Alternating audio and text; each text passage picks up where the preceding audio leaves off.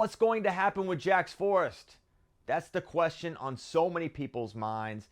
That's what everyone's talking about. That's going to be the topic of discussion for this week as Oklahoma State is set to host the Iowa Hawkeyes on Sunday.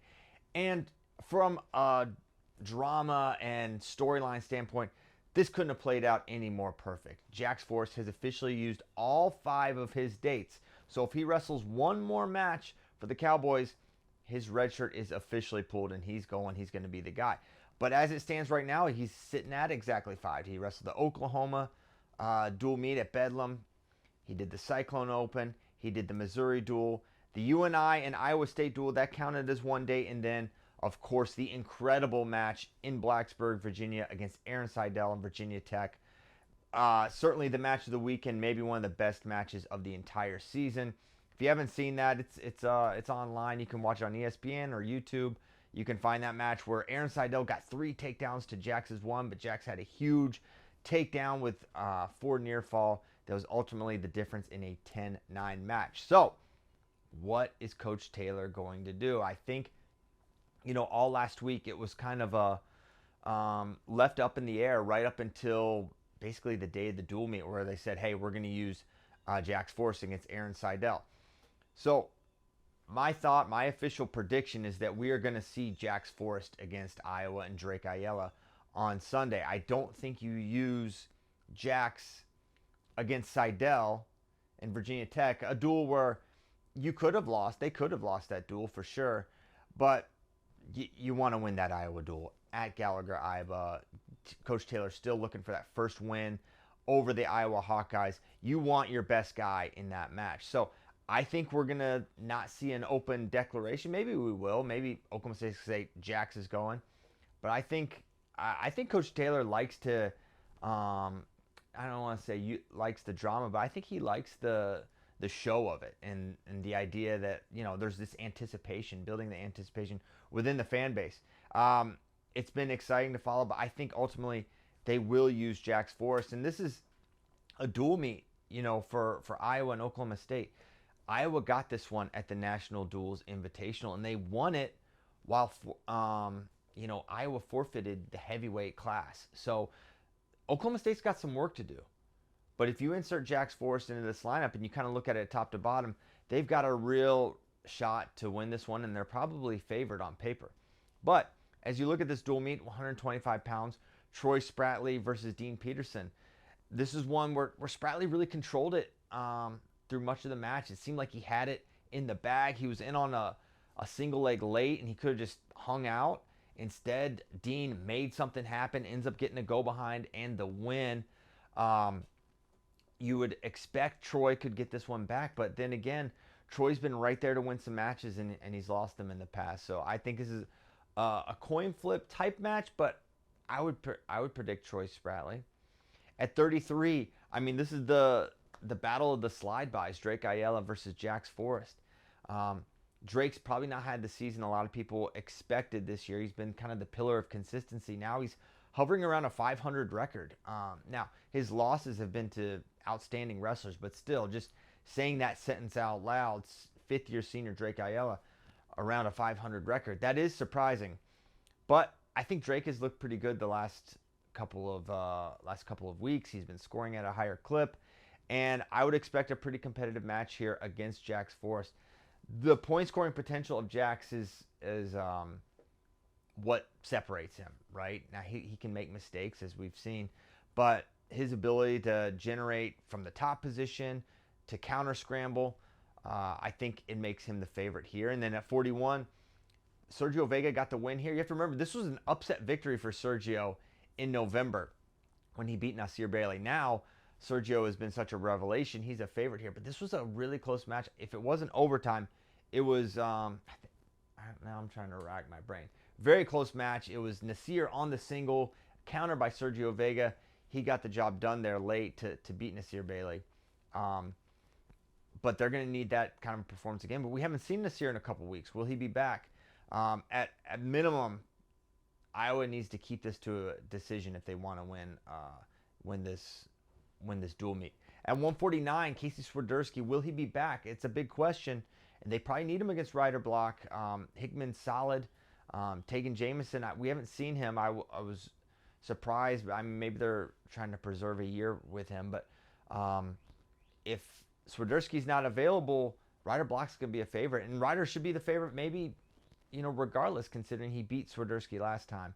I think Swiderski is actually the pick here if he's back and healthy. I think he's really rounded into form the last month or two for the Cowboys, and I would expect him to get the win over Ryder Block. But then again, 149 has been a weight, apart from Shane Van Ness and Jackson Joy, it's been rife with inconsistency. And guys, no one's really stepped up into that 3, 4, 5 spot. There have been a lot of inconsistent performances. So it's tough to predict this one. But for the Hawks and the Cowboys, 149 is of the utmost importance.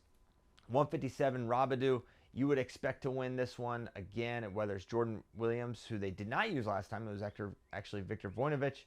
I'd expect him to win that one. At 65, D. Lockett, Michael Caliendo. This was Lockett who won this one in November. Extremely competitive match. It feels like Caliendo in some ways is due for a big win. He lost to Blaze. He lost earlier to D. Lockett, of course, falling to Mitchell Messenbrink as well. Is this Caliendo's time to get back to, those? He was kind of regarded as a guy, the best guy other than Mitchell, or the best guy other than like Carr and O'Toole. Like, he was the next best guy. But now he's kind of been surpassed by Joey Blaze and D. Lockett. Those matches have been very competitive, however, and there's a chance that, at some point he's going to get one of these. And for D. Lockett, undefeated, true freshman year, and this has been a gauntlet of a schedule. He's beaten, we already talked about, he started his year with a win over Hunter Garvin. Then he beats Caliendo, Bianchi, who's had a great year so far. He's been fantastic. But is he due for, he's had some closer matches. Is he due for kind of a freshman lapse where he falls? That's not out of the question. And for someone like Michael Caliendo, he's a great competitor as well. This is one for Iowa. I think you need to get this one back if you want to win the dual meet. And for D. Lockett, Oklahoma State, you could further cement yourself as the number 2 guy in the country with not 1 but 2 wins over Michael Caliendo. 74, this is another coin flip type of match. I think Alex Facundo's looked great the last, I would say, month or so. Getting a lot of wins, scoring at a higher clip. He did have a tough one against Desiante of Virginia Tech, where he had to have a counter score to win that match. But apart from that, Facundo's looked pretty good. Kennedy drops a tough one to Bowman Tanona, where I honestly thought Kennedy looked pretty good, but then a couple exchanges late ended up swinging that match for Bowman. I think this is another coin flip match, and it's funny how much I'm saying coin flip, and I truly feel that way. But when you think about the Oklahoma State season and the Iowa season, these are two teams that have gone in very different directions for the year. Iowa started the season ranked much higher, earning a lot more rankings points. Most of their guys have gone down in the rankings. Oklahoma State, most of their guys have gone up in the rankings throughout the year. But on paper, these are going to be extremely close matches, and 74 is just the latest example of that. It's going to be a one takedown match. No one's going to run away with this one. This is another one for the Hawks. It feels like they need to get it because it seems like Oklahoma State, while there's so many coin flips, they do have some more clear favorite type of matches, right? It feels like 41 and 57 are pretty big favorites for them, and 97 as well, which we'll get to.